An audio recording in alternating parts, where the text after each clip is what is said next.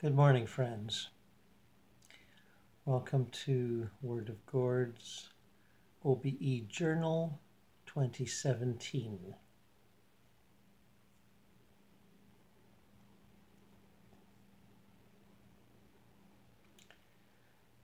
We're dedicated in this series to exploring what can be done and what is often done every night when we're asleep.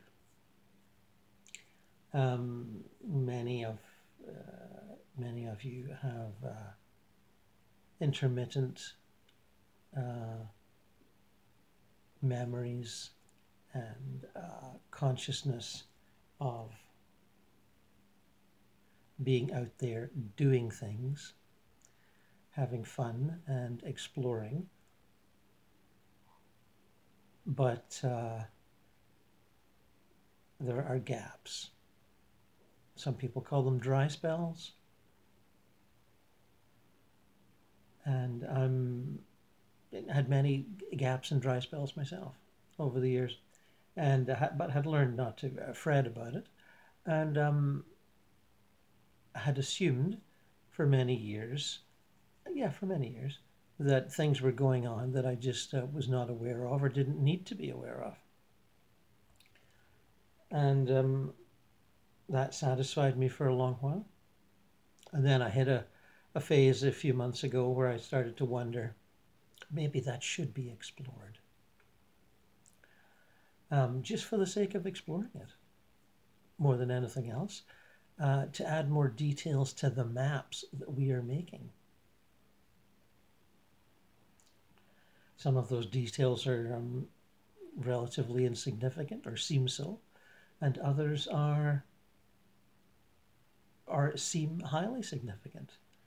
And as I proceed onward, I have less and less ability to tell the seemingly insignificant from the seemingly highly significant.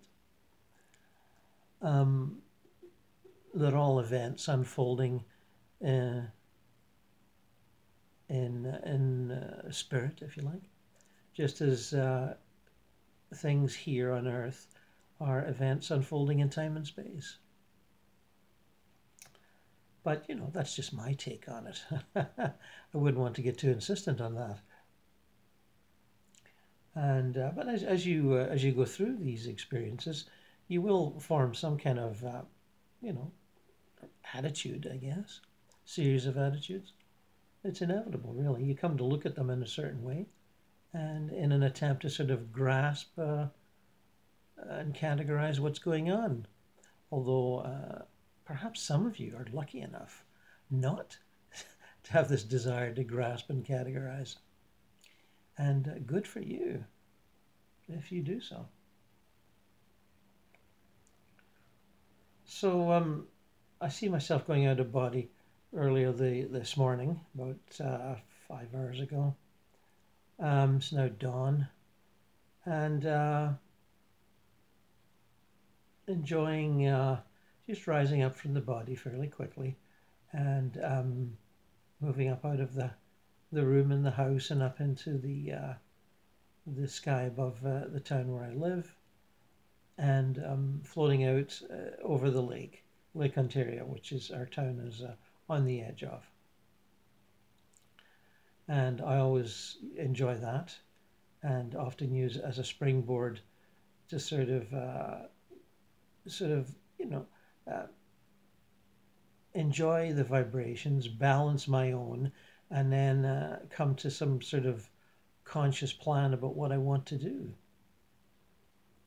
So I'm out there floating 100 or so feet above the lake, and a few hundred feet out from shore,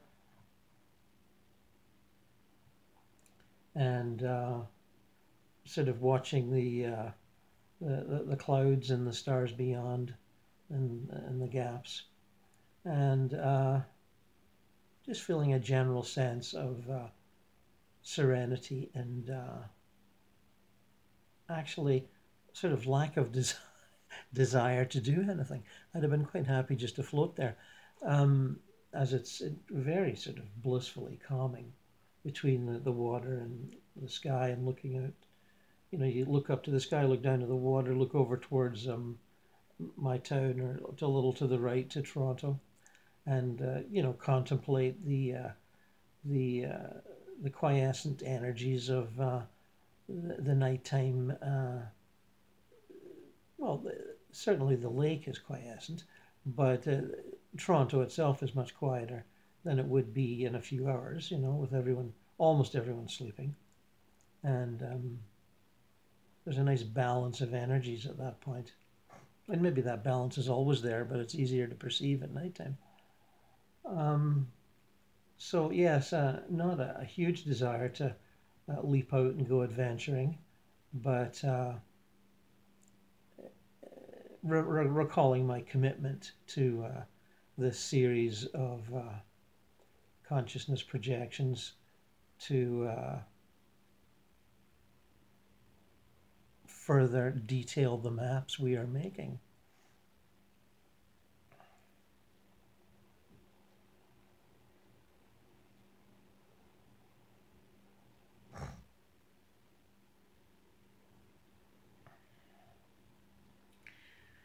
So on a whim, almost, I sort of whiz over the lake towards Niagara Falls, the famous Niagara Falls, which attracts as many out-of-body observers as it does in-body observers, or sometimes it seems that way. And as I say, nothing's very far when you're doing instant transfer.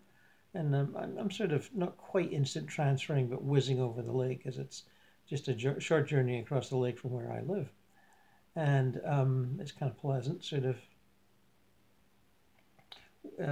of whooping over the lake about 100 feet up, like I don't know, a seagull or something. Quite fun. And then the wind whooshing by you, and just the general calmness of it all. And I get down to Niagara Falls fairly quickly, a few seconds really, and just sort of hang out a little bit as I do from time to time. And sitting on one of those benches that sort of are in the public pathways overlooking the falls. And there's out of bodies around, and some of them conscious, some of them not. I think the desire for coming here is very similar to the desire for coming there in a physical body. But there are some people who you can tell, and I know from previous experience, are,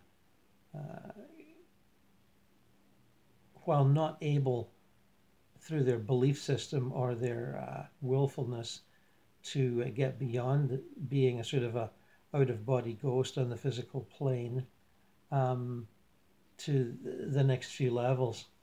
And I often once in a while hang there and see what I can do for people that are feeling curious but lacking the trans-dimensional skills to get there. And there's quite a lot of that. But down there, and many gathering spots, I think I mentioned sitting up, joining the out-of-body types that are on the CN Tower some nights, sitting there dangling their feet. Quite funny. There's people just enjoying being out of body. It's exhilarating, even though they're not that far up the ladder of vibrations. It's still very exhilarating and close to blissful, I'd say. And of course, there's certain levels of bliss as you move beyond, but I'm sitting there, and pretty soon a couple of people join me on the bench. First of all, a man, and he's fairly conscious, so I start chatting with him, ask him how he's doing, and he's, just fine. And where are you from? I said, no, I'm from Buffalo. Buffalo's an American city just a few miles the other way. And Niagara Falls is on the other side of the water too. Canada and America are very close at that point. Very close, only a river apart.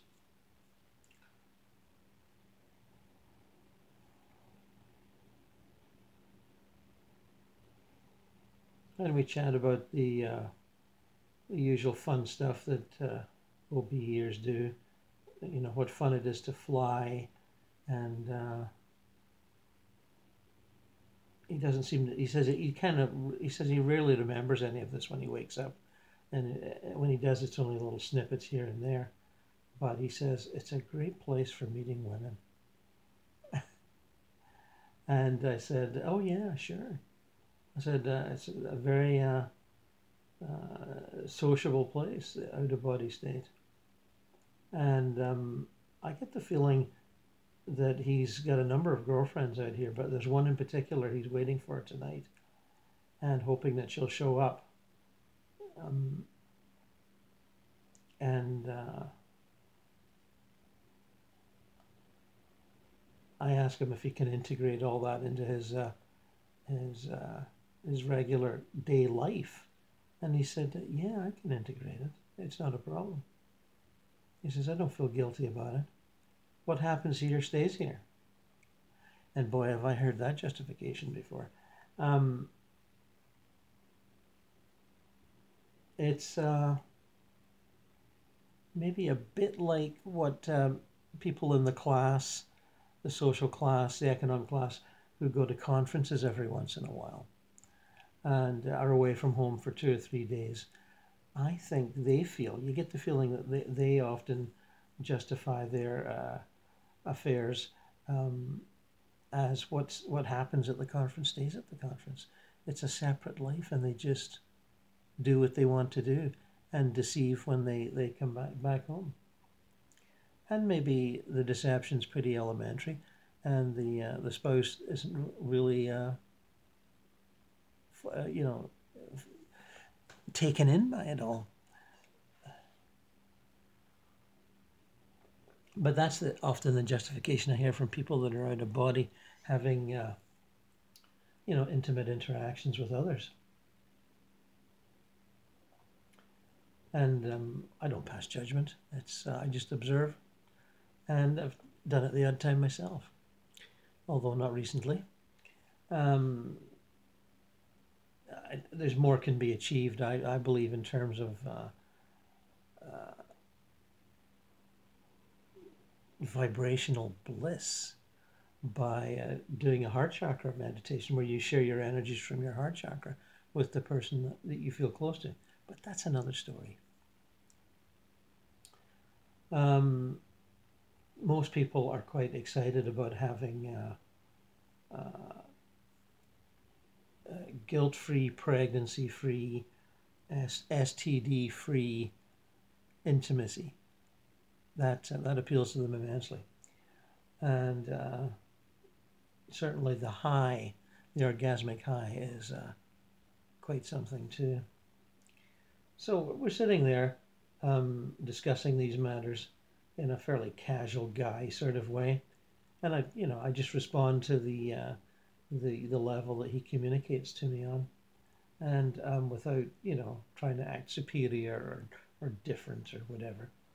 There's no need for that. You might as well just take people as you find them. I'm not the preachy type. I'm not trying to get people to go beyond what their comfort zone is unless they show an interest or a curiosity.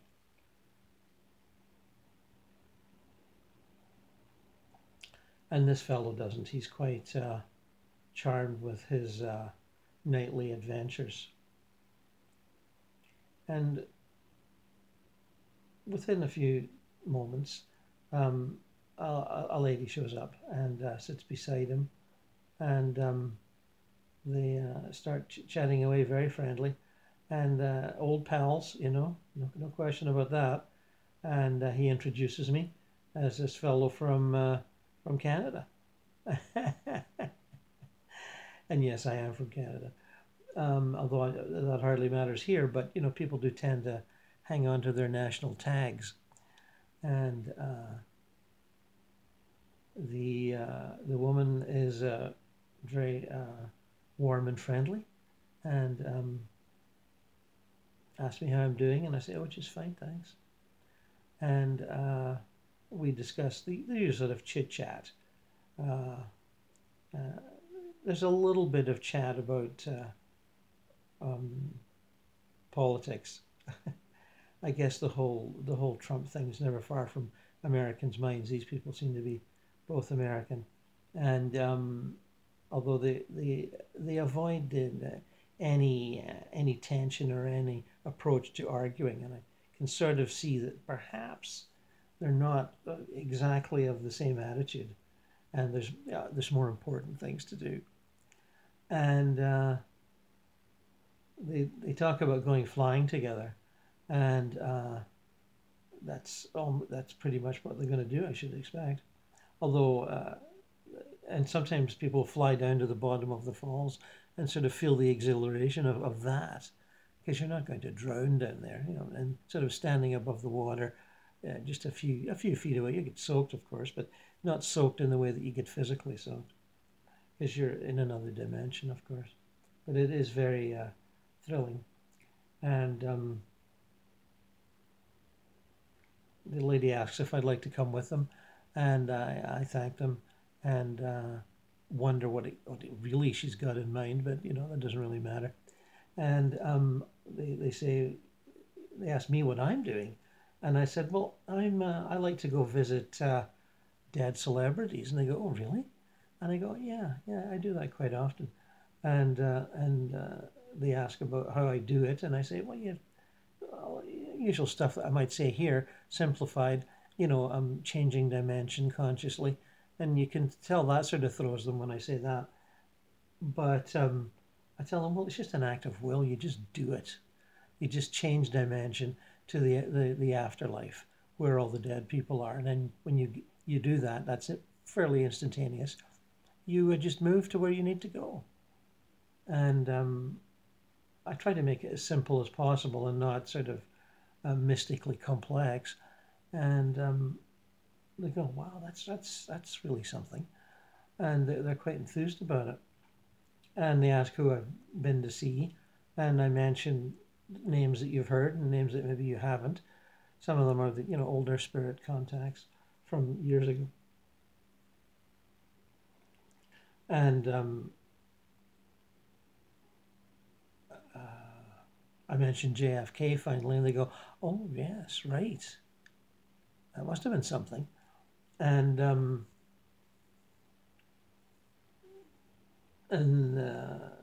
I described it a little bit, and the guy says, what about Nixon? You ever see him? And I go, no, not yet, but I could manage at some point. And I mentioned Dennis Hopper. They sort of vaguely remember. They're not real film buffs, but they sort of remember who he was from a couple of famous movies, and some other actors.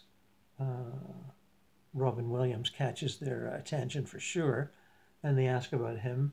And I said, well, he was incredibly chatty. I said he could just go on for hours. And as if you've checked my Robin Williams contacts, you'll see that is the case. He did go on for hours. And I had to eventually, I thought I was going to become his permanent mouthpiece and PR guy for, broadcasting to Earth. So I choked that one off eventually, because he had so much to say, and obviously enjoyed the platform. Whereas, I say, Philip Seymour Hoffman seemed happy with just a couple of visits. And David Bowie, much the same, although I guess I've contacted him about 3 times now. And of course they know about David Bowie, so they're getting more and more impressed. And so then I try to wind down a bit, because I don't want them to get all caught up in the celebrity mania of it. That's the wrong end of the stick for me. But I was trying to see if I could pique their curiosity. And I said, but tonight I'm going to go back and see Steve Jobs. And they go, wow, you're kidding. And I go, well, no, it's no harder to see him than anybody else. Although I tell them that some people actively hide. They found out ways of hiding and won't respond to the sort of mental vibration that a seeker will put out. And especially wildly famous people. they'll get a lot of people coming to see them. And I'm actually surprised. I feel confident about catching Steve Jobs because he was, very well known and very, very loved or revered. Maybe revered is better. And certainly when I contacted him, many, many people were interested. And at least according to the hits I got on YouTube. So,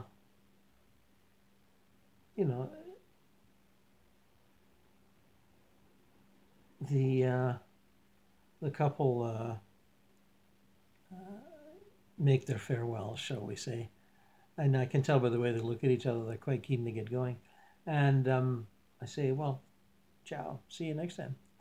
And off they go, flying away, actually quite charmingly, close together.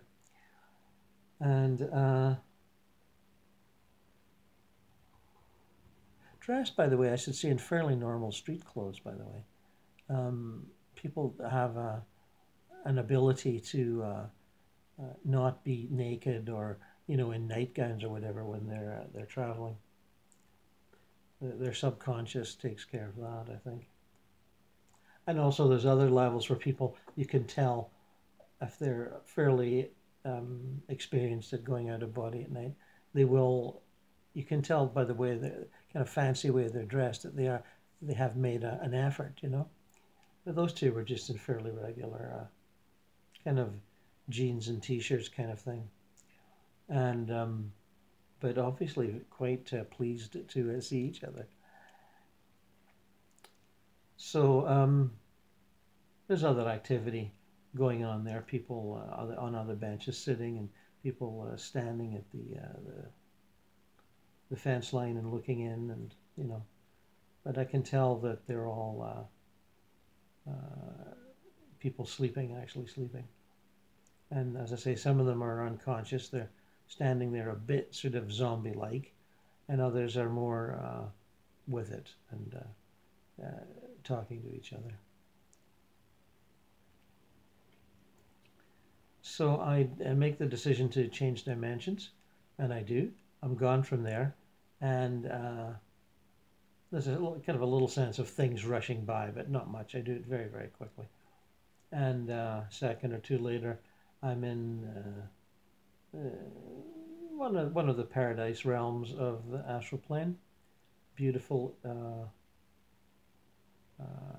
little park. I often like to go to parks. They're all over the place.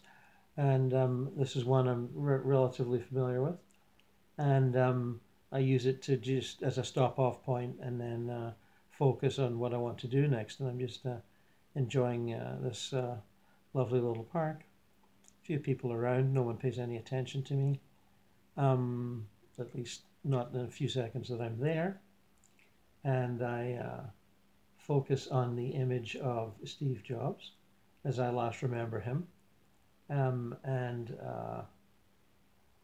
put out a sort of a vibratory, request. Hey, I want to see you. Can I come by? And I don't get an answer right away. Sort of a little, almost like a little ping, little flash and a little ping. And I think he's, let me guess, he's preoccupied with something. Yeah, he would be. He's certainly in the mental plane working on things. He's very excited to find out that existed when I first spoke to him. And I've no doubt that he'll still be there almost in spirit terms 24/7. Although I hope he's learned to have some fun. But I'm sure he's wildly stimulated by the activity there, the R&D stuff that goes on there, lots of it, and endlessly, and always has done. I'm pretty sure the internet was developed there and then secreted into the minds of those who would translate it into physical plane reality. Visionary types live there and can see how inventions will be used by humanity.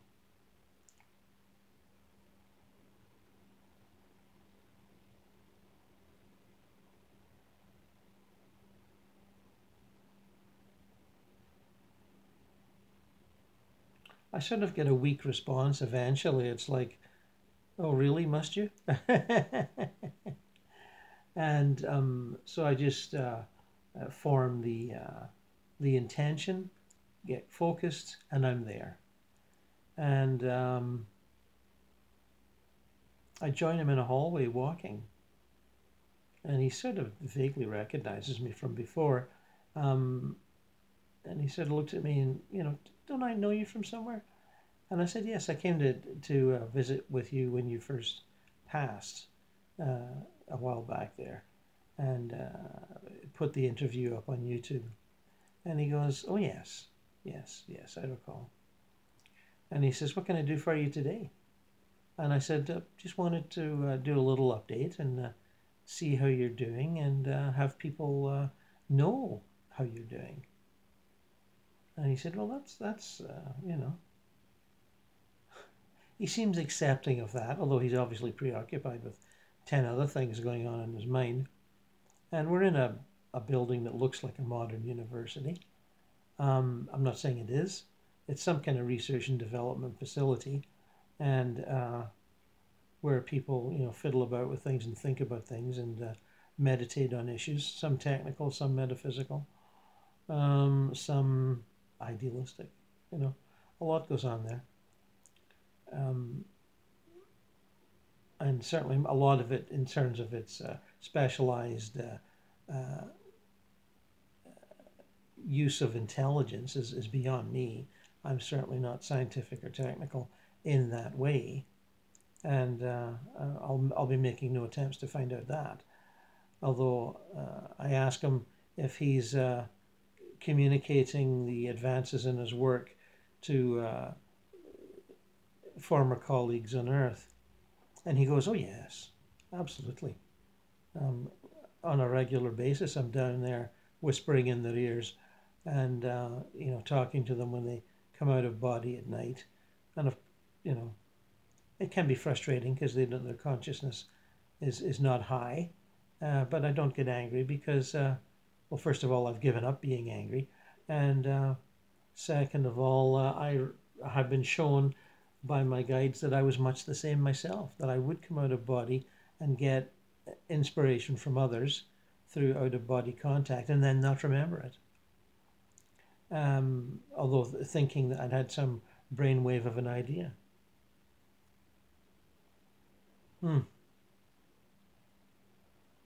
And he sort of ushers me into an office-y kind of area with a sort of a desk and chair, but more couches and plants, actually.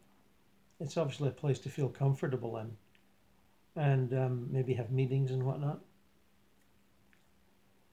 So we sit down on a couch and he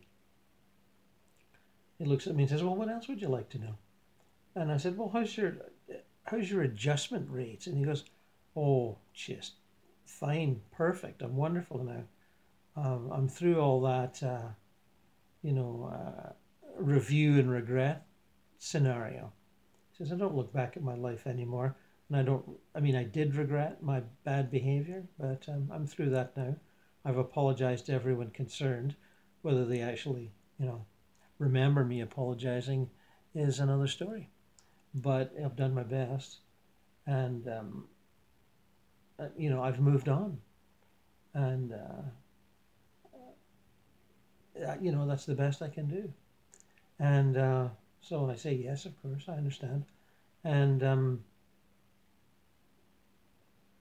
I ask, can he reveal any projects that he's working on now? And he said, well, yes, I can, but are you able to understand? And I said, well, no, you'll have to do it in layman's terms. I'm not a techie whiz by any means. I barely know how an iPhone works. And he laughs, and he said, oh, that old stuff. He said, we're developing iPhones that know what you want before you turn them on. And I said, oh, that sounds familiar. And he said, robotics is a huge field, and it will dominate the world's economy in no time at all, he says.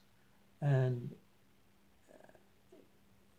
we have many discussions here about what the outcome of robotics in the near future, when there'll be less and less jobs for people, and because the robotic, whether it's an actual robot walking around or going around as a little cart or whatever, um, the technology and the intelligence functioning will be miniaturized and go into any number of devices as we learn to miniaturize it.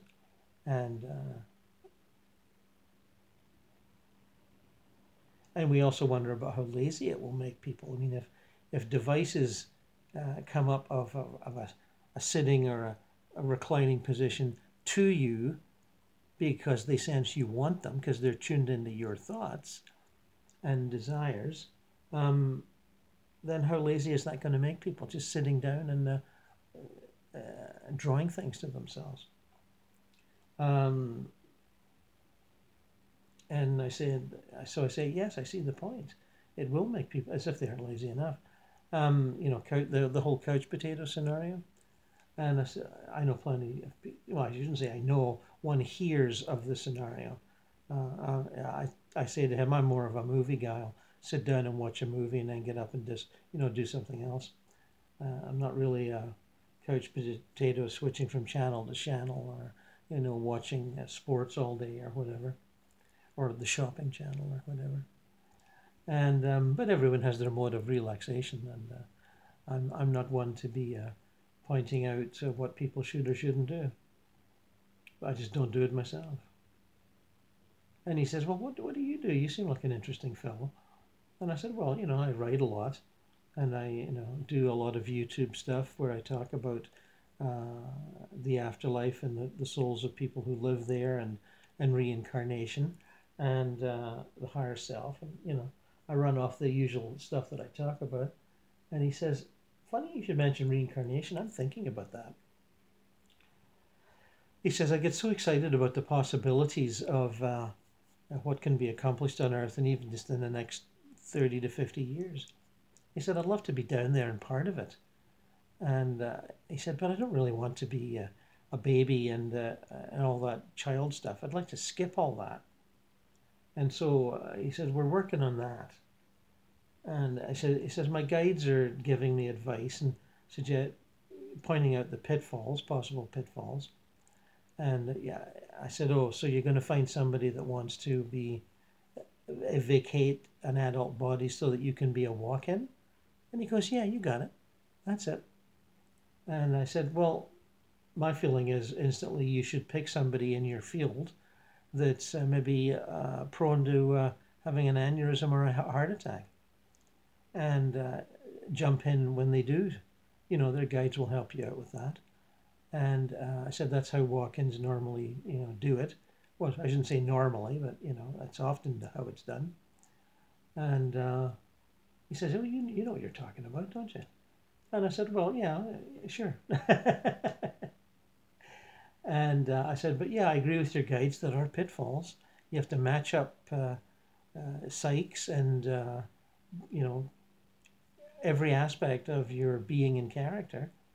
And if it's not matched up, you'll feel uncomfortable in that body, and the mental functioning might not be quite what you're used to.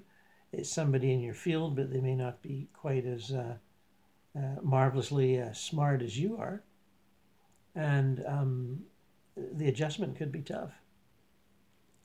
And he said, yes, that's all been pointed out to me. And as I say, it's only a possibility right now. There are other folk who say I can do much better work from here.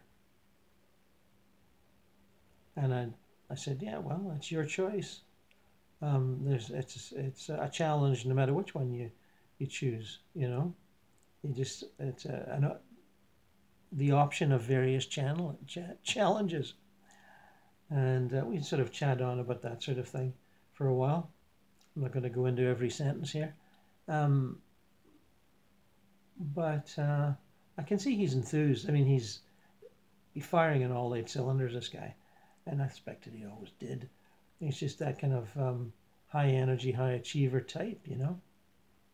And certainly nothing wrong with that. The world can use plenty of people like that in every field. So we chat about that, and I say, anything else you'd like to talk about developments? And he said, well, other than you know, tablets and phones acquiring more and more functions, including the interacting with your thoughts and your general intentions. We're exploring that in as many ways as possible, and the sort of devices that will hopefully come out in your world, say in 10 years, will be amazing. He said, just unbelievable what they will be able to do.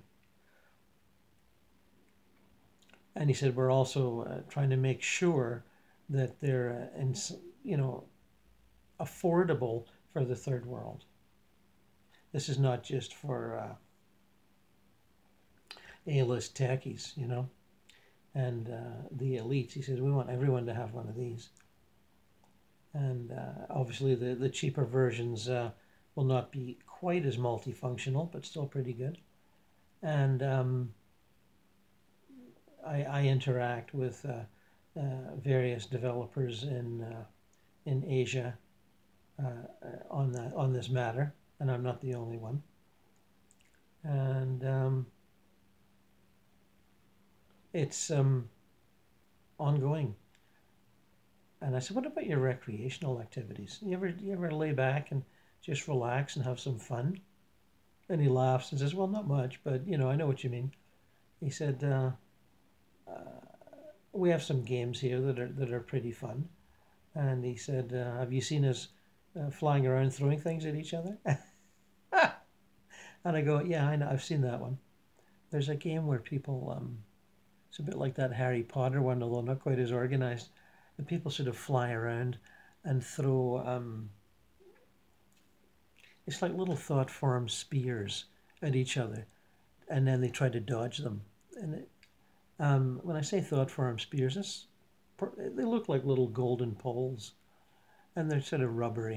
I mean, there's nothing really hurtful about this, but the whole, as you're sort of whizzing about like this, up in the air and throwing things, with your mind, you're trying to spear the guy or the girls. It's not gender specific, and then they have to sort of try and guess that you're going to try and do this, and then they have to dodge. So it's all about moving very quickly, and anticipation, and there's lots of laughter. I've seen I've never done it, but I've watched others do it, and there's a few games variations on that sort of a thing. And it's all about, obviously having fun, but sort of sharpening up your manifestation and dodging skills. And I notice people have a lot of fun with that when I've seen it, and I certainly had a lot of fun watching it. So he talks about that, and he says, some music. I like to go to concerts. And he, I don't push him on that. I get the feeling people say, "Oh, come to this concert with me," and off he goes. And they distract him from his work for a while. And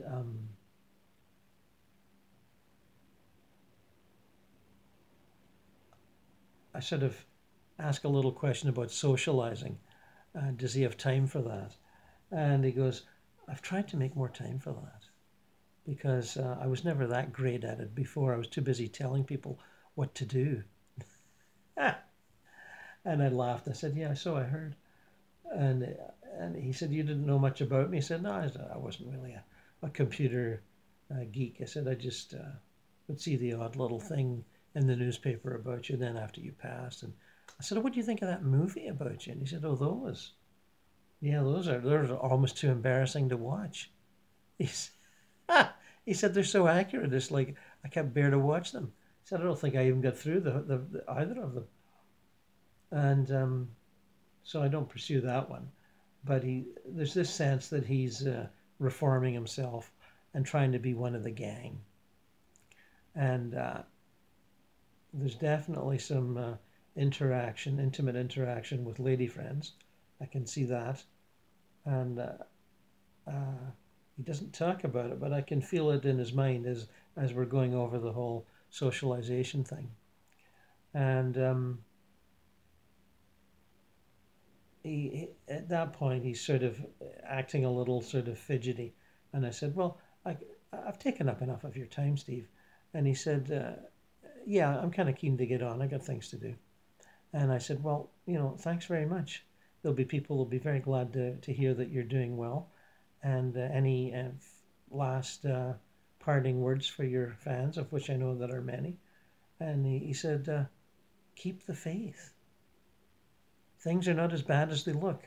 Forget all the doom and gloomers. Problems have to be faced and confronted. Environmental, economic, political, yeah, they all have to be faced. But there are people incarnate right now that are able to shoulder the burden and move away from denial into acceptance and understanding about what things have to be done, what measures have to be taken. And I said, okay, thanks for that. And I'm sure they're all looking forward to the next generation of devices. And he said, they should. It's going to be amazing. And I stand up and shake his hand and thank him and walk out leave him in the office, walk out into the hall and disappear. That's what I recall doing. And there's a little bit of journey back to the bed, Gordon's bed. And then I fall asleep. I merge with that sleeping body and enjoy a couple of hours snoozing. And then I get up. And with that, my friends, I will bid you farewell until tomorrow. So long.